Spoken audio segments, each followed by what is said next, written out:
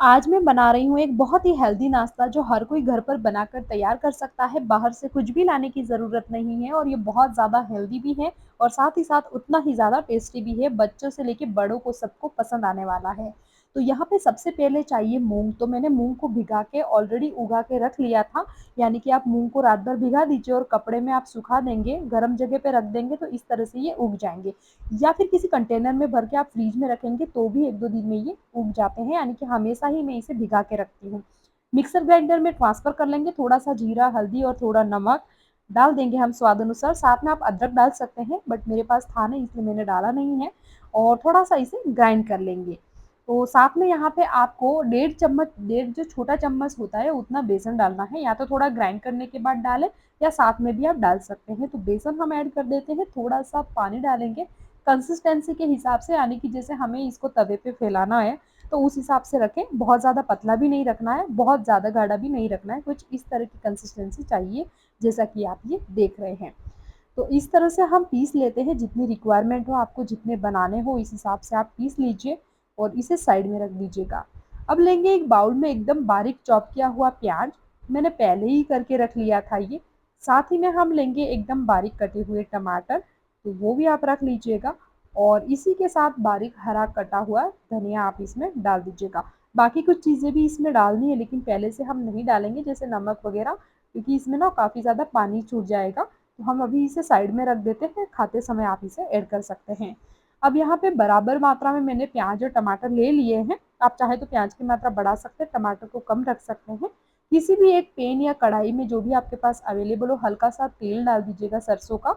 अगर सरसों का नहीं है तो आप नॉर्मल तेल डाल दीजिएगा, थोड़ा-सा ही डालना है और इस तरह से प्याज को भून लेना है। साथ ही में क हरी मिर्ची डाल दीजिएगा, चाहे तो काट के भी डाल सकते हैं और टमाटर डाल देंगे, थोड़ी-सी हल्दी, थोड़ा नमक, साथ ही में थोड़ा जीरा और खड़ा धनिया भी डाल दीजिए। इन सारी चीज़ों को अच्छे से रोस्ट कर लेंगे और इसके बाद गैस फ्लेम को ऑफ कर देंगे।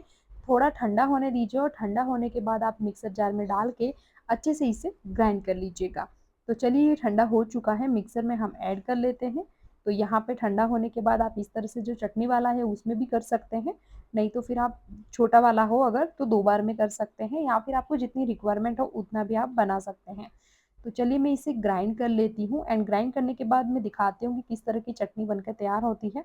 बहुत ही ज़्यादा अच्छी लगती है और ये बहुत कॉमन है, आप किसी भी तरह के डोसे के साथ या किसी चीज़ के साथ इसे खा सकते हैं। उत्तपम वगैरह बनाते हैं तो उसके साथ भी खा सकते हैं, बहुत ज़्यादा टेस्टी लगती है। तो ये चटनी बन के हमारी तैयार है। अब इस चटनी में हम लगाएँगे तड़का, तो यहाँ पे ले लीजिए कोई भी तड़का पेन या जो भी आपके पास अवेलेबल हो, हल्का-सा तेल डाल दीजिएगा इसमें और इसी में हम डालेंगे खड़ी लाल मिर्च, तो 1 मिर्च डाल दीजिए, उसके 2 टुकड़े कर लेते हैं। साथ ही में हम डालेंगे यहाँ पे थोड़ा-सा जीरा, थोड़ा खड़ा धनिया, जो नॉर्मल तड़के में हम चीज़ें डालते हैं, राई वगैरह वो डाल दीजिए आप। और साथ ही साथ यहाँ पे हम डालेंगे थोड़ी-सी रेड चिली पाउडर, लेकिन ध्यान रखना है गैस एकदम बंद करके डालें, एकदम जलने जैसी हो जाती है, मैंने फटाक से डाल दिया था। एंड अच्छे से फिर इन सारी चीज़ों को चटनी में डाल के मिक्स कर दें।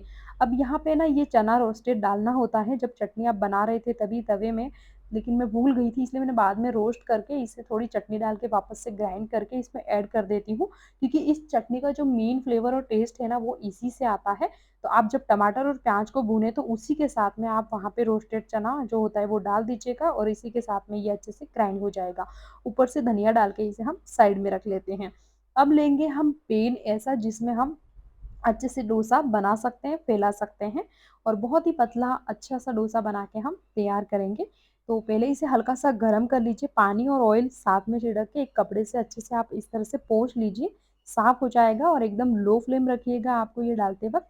और ये जो पेस्ट हमने सबसे पहले बनाया था, अब हम इसको इसके ऊपर फैला देंगे। जब आपको कभी सुबह-सुबह ब्रेकफ़ास्ट वग़ैरह के लिए जल्दी होती है, तो रात में आप ये प्रिपरेशंस करके रख सकते हैं, यानी चटनी भी बना के रख सकते हैं और साथ ही में ये पेस्ट भी बना के रख सकते हैं। तो सुबह उठते ही आप डायरेक्टली इसे इस तरह से फैला के बना सकते हैं और प्याज़ टमाटर साथ में फ्रेश काट सकते हैं आप। और कभी-कभी अगर आप चाहें तो इसके ऊपर प्याज़, टमाटर, कैप्सिकम वग़ैरह साथ में चीज़ भी डाल सकते हैं। मैंने उसका भी रेसिपी एक शॉर्ट आपके साथ शेयर किया था, वो भी बहुत ज़्यादा टेस्टी लगता है और बच्चों को खूब ज़्यादा पसंद आता है। ऊपर से ये हेल्दी भी है। मैंने सिर्फ़ मूँग यूज़ किए हैं, अगर आप चाहें तो कोई स्प्राउट भी यूज़ कर सकते हैं जो मिक्स वाले आते हैं एंड उसे हम पकने देंगे। ऊपर से थोड़ा-सा ऑयल स्प्रिंकल कर लेंगे और ये जो प्याज़ टमाटर काट के रखे थे जिसमें काला नमक और चाट मसाला डाल देंगे। तो थोड़ा-सा धनिया वगैरह जो टेस्ट आपको पसंद हो, अगर नींबू वगैरह भी पसंद है तो आप डाल सकते हैं। और जैसे ही ये एकदम डार्क हो जाएगा, आपको दिखेगा कि अच्छे से कुक हो चुका है, तो आप इसे निकाल सकते हैं। लेकिन ना मैं इसे क्या हमेशा दोनों ही तरफ पका लेती हूँ थोड़ा-सा, दूसरी साइड जो थोड़ा हल्का कच्चा जैसा रहता है वो मुझे अच्छा नहीं लगता। आप एक ही साइड पका सकते हैं। साथ ही में सर्व कर देते हैं ये प्याज़, टमाटर और ये चटनी।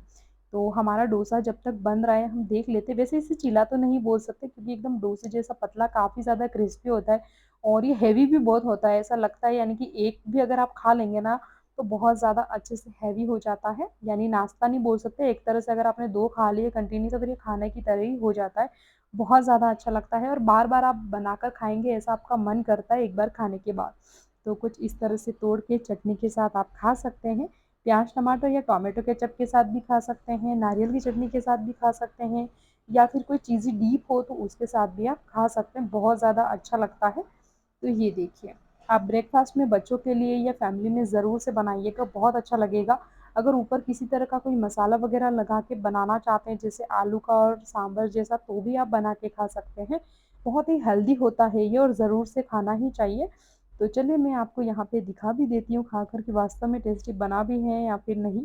बट मुझे सच में बहुत ज़्यादा पसंद है और मैं हमेशा कोशिश करती हूँ कि मॉर्निंग में हेल्दी फूड बनाऊँ। और आप इस तरह की और भी रेसिपीज़ देखना चाहते हैं हेल्दी तो ज़रूर से मुझे कमेंट करके बताइएगा और पसंद आया हो तो लाइक कीजिएगा।